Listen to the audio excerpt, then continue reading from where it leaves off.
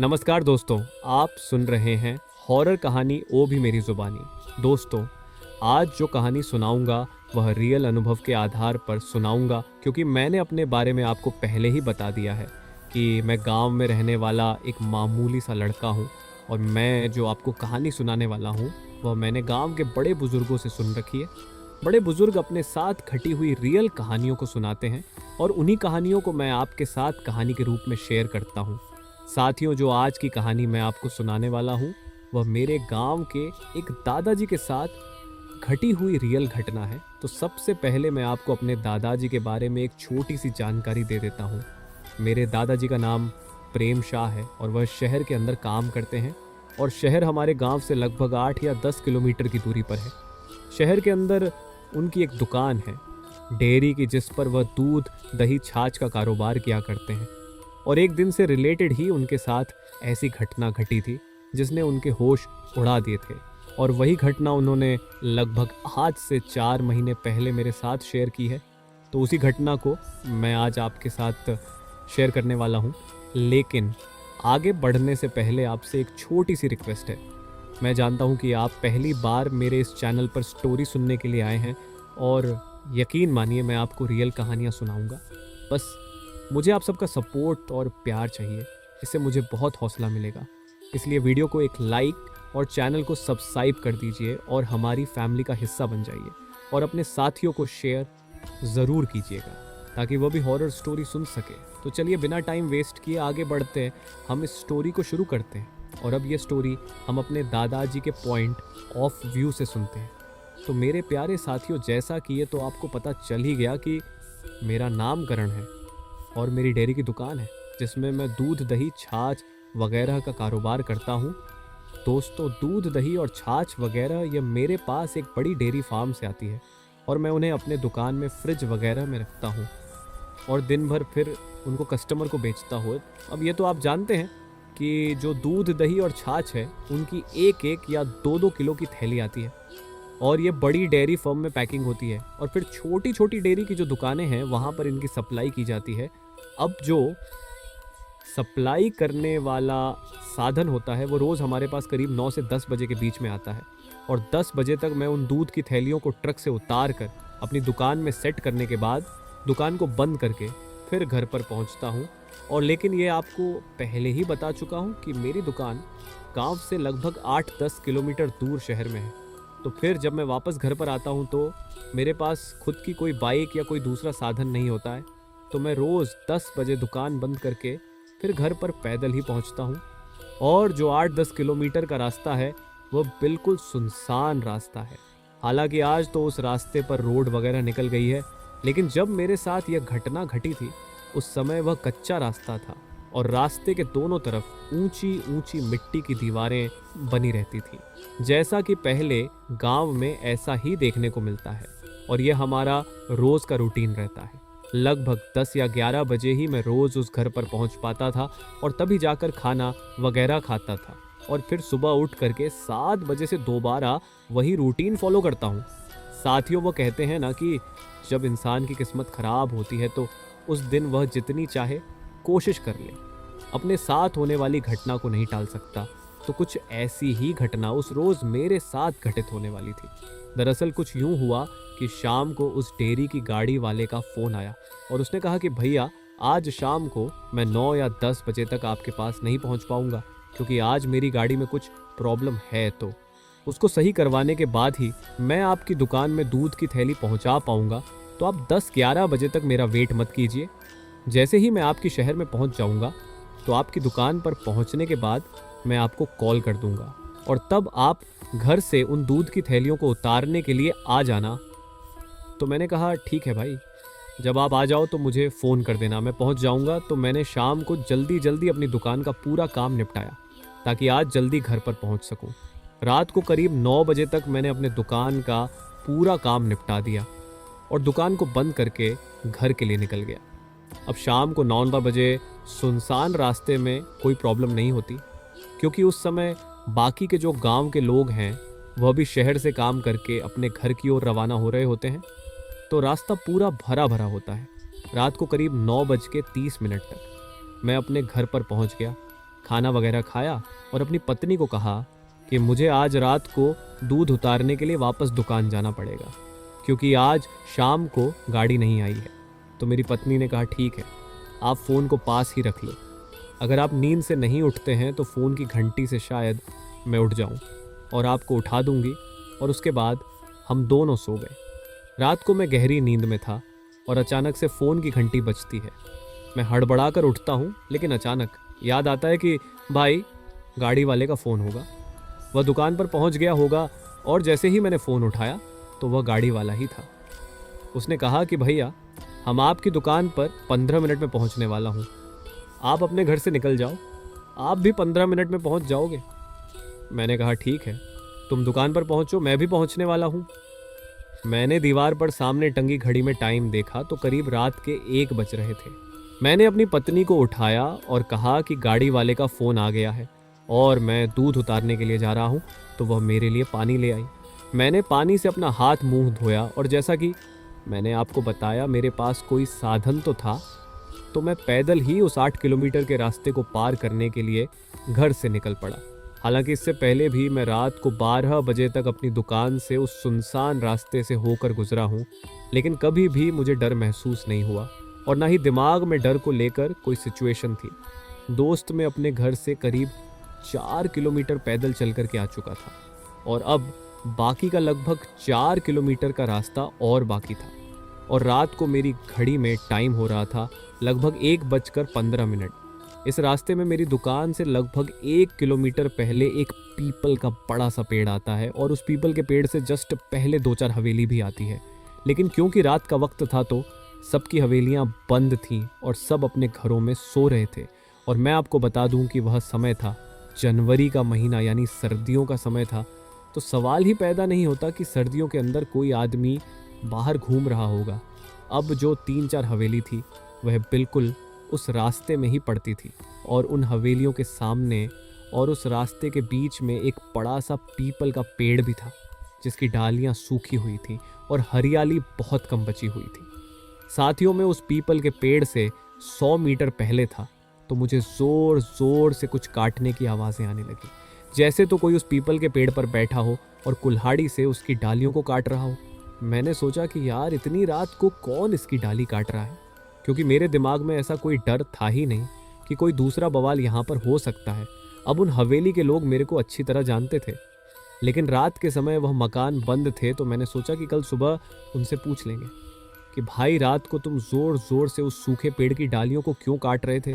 मैं अपनी आंखों के सामने ये भी देखता हूँ कि वह सूखी डालियाँ कट कट करके नीचे गिरती जा रही थी। लेकिन दोस्तों, उसके बाद जैसे ही मैं उस पीपल के पेड़ के और पास में पहुँचता हूँ तो अचानक मुझे मेरे पीछे से कुछ सनसनाहट की आवाज़ें आने लगी, जैसे कोई पैरों में पायल बोल रही हो। अब ऐसी चीज़ों का अनुभव तो मुझे पहले से नहीं था, लेकिन मैंने ऐसी कई बातें अपने गांव के लोगों से सुन रखी थी। तो मैं समझ गया कि आज ज़रूर कुछ ना कुछ बवाल मेरे पीछे लग चुका है। और मुझे कई बड़े बुज़ुर्गों ने यह बताया भी था कि जब ऐसी कोई सिचुएशन हो तो पीछे मुड़कर बिल्कुल भी नहीं देखना चाहिए, चाहे पीछे से कैसी भी आवाज़ें आए, लेकिन आपको केवल आगे मुंह करके चलना चाहिए। तो जैसे ही मुझे वह पीछे से पायल की आवाज़ें आने लगी तो मैं चुपचाप सामने की तरफ देखता रहा और तेज़ी से अपने पैरों को आगे बढ़ाता हुआ दुकान की ओर चलने लगा। लेकिन जैसे मैं अपने पैरों को आगे बढ़ाता जा रहा था, वह पायल की आवाज़ भी उतनी ही तेज़ होती जा रही थी और अब वह पायल की आवाज़ें धीरे धीरे एक लड़की की आवाज़ में बदल रही थी और वह लड़की पीछे से धीरे धीरे बोल रही थी, रुक जा रुक जा रुक जा। लेकिन मैं उन सभी बातों को अनसुना करते हुए केवल सामने की ओर ध्यान लगाते हुए अपनी पूरी तेज़ गति के साथ आगे की ओर बढ़ता जा रहा था। दोस्तों, उस समय मेरी ऐसी हालत हो गई थी जिसे मैं आपके सामने शब्दों में बयां भी नहीं कर पाऊंगा। मेरे पूरे शरीर की एनर्जी ना जाने अचानक से कहाँ गायब हो गई थी। मेरे शरीर की धड़कनें मुझे पता भी नहीं है कि 1 मिनट में कितनी बार धड़क रही थी। मेरा पूरा शरीर, मेरा पूरा लिबास पसीने में भीग चुका था। ऐसा लग रहा था जैसे तो मैं तालाब में डुबकी लगाकर बाहर निकला हूँ और मैं अपने पैरों को अपनी पूरी शक्ति के साथ उठाने की कोशिश कर रहा था, लेकिन ना जाने कौन सी ताकत मेरे पैरों को आगे बढ़ने से रोक रही थी। और जैसे ही मैं अपनी पूरी ताकत से आगे बढ़ने की कोशिश कर रहा था, पीछे से उस लड़की की आवाज़ उतनी ही तेज़ होती जा रही थी। वह लड़की की आवाज़ ज़ोर ज़ोर से चिल्लाई जा रही थी कि आज तो मेरे हाथ से निकल गया। और यह आवाज़ तेज़ होती जा रही थी। उस समय मेरे दिमाग में कोई सोच विचार नहीं आ रहा था। एक तरह से मैं बर्फ में जम चुका था और मेरे पैर अपने आप यूं ही आगे बढ़े जा रहे थे। मेरे पैर चल तो रहे थे, लेकिन मेरी शरीर को यह लग रहा था कि बस सब कुछ थम सा गया है, सब कुछ रुक सा गया है। वह कुछ पल की दूरी मेरे लिए कई घंटों की दूरी बन चुकी थी। केवल 100 मीटर का वह रास्ता मेरे लिए ऐसा लग रहा था कि मैं सुबह से शाम तक यह दूरी ही तय कर रहा हूँ। और अब तक मुझसे यह दूरी तय नहीं हो रही है दोस्तों, क्योंकि मुझे अपने बड़े बुजुर्गों की बातें याद थी। तो मैंने पीछे मुड़कर बिल्कुल भी नहीं देखा और उस 100 या 200 मीटर की दूरी को तय करने के बाद अचानक से वह सभी आवाज़ें बंद हो जाती हैं। उसके बाद केवल एक आखिरी आवाज़ आती है और यह ज़ोर से चीखने की आवाज़ आती है, जैसे तो वह पूरे गांव को सुन जाए और उस आवाज़ में उस लड़की की एक दर्दनाक चीख छुपी हुई होती है। मेरे कानों में उस लड़की की ज़ोर से आवाज़ गूंजती है कि आज तो मेरे हाथों से एक और निकल गया है। साथियों, इसका मतलब हुआ कि अगर मैं पीछे मुड़कर देख लेता तो शायद मुझे भी नहीं पता कि मेरे साथ क्या होता। मैं मर जाता या बेहोश हो जाता, या शायद मुझे वह हमेशा हमेशा के लिए गायब कर देती। इसका मुझे कोई अंदाज़ा नहीं था, लेकिन उसकी जो चीख थी जिसमें उसने कहा था कि आज तो मेरे हाथ से निकल गया, यानी वह मुझे अपने कब्जे में नहीं कर पाई। शायद कुछ तो कारण रहा होगा, तभी वह इतनी ज़ोर से चीखी थी।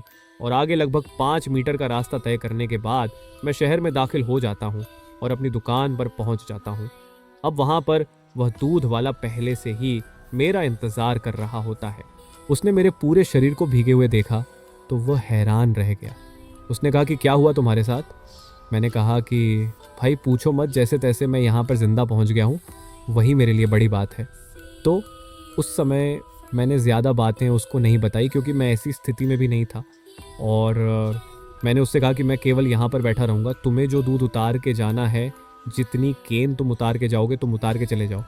अब गाड़ी वाला जानकार था, वह हमेशा हमें दूध देने के लिए आता था, तो उसने मेरी मदद की। मुझे बैठाया और खुद ही दूध को उतारा। और मेरी दुकान में एक छोटा सा स्टोव था और चाय बनाने का सामान था, तो उसने खुद ही चाय बनाई और खुद भी पी और मुझको भी पिलाई। उसने कहा कि घर पर जाना है कि नहीं जाना, तो मैंने कहा कि अब तो दोबारा मेरे में घर में जाने की हिम्मत नहीं है, मैं अपनी दुकान में ही सो जाता हूँ। तो उसने कहा ठीक है।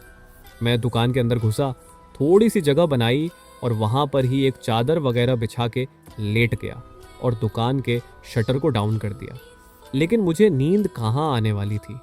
मेरे दिमाग में तो बार बार केवल वही आवाज़ें घूम रही थी कि आज तो मेरे हाथ से निकल गया।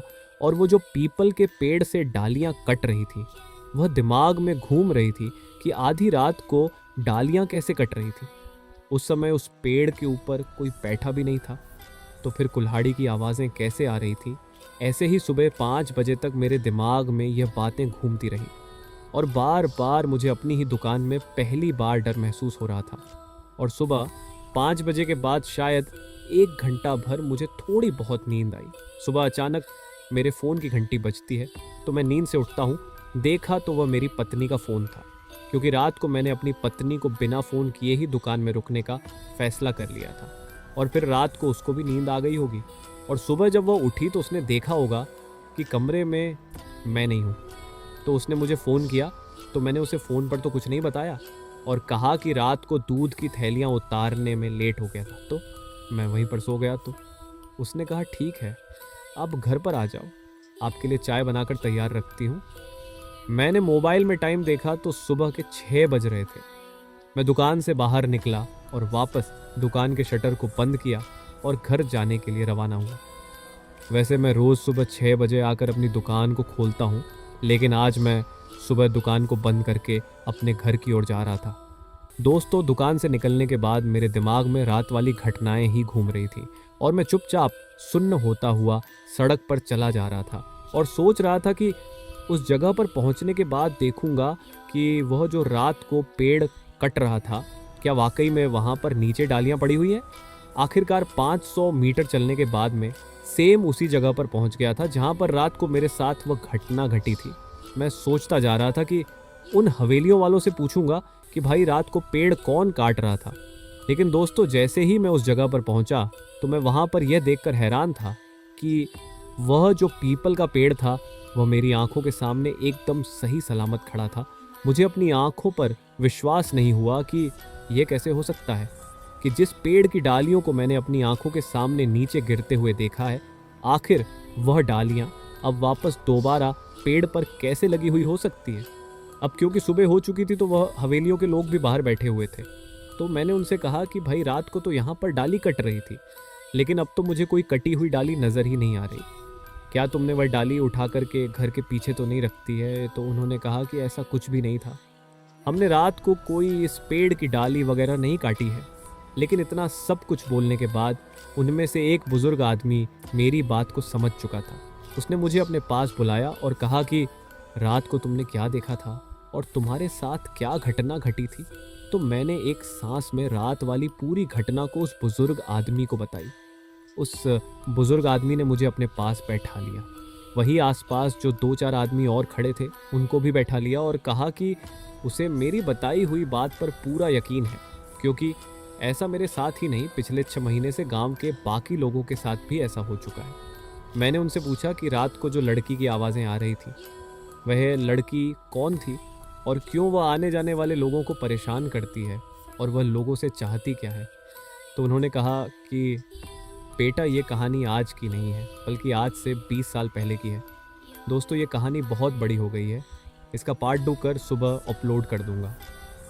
थैंक यू दोस्तों पूरा कहानी सुनने के लिए।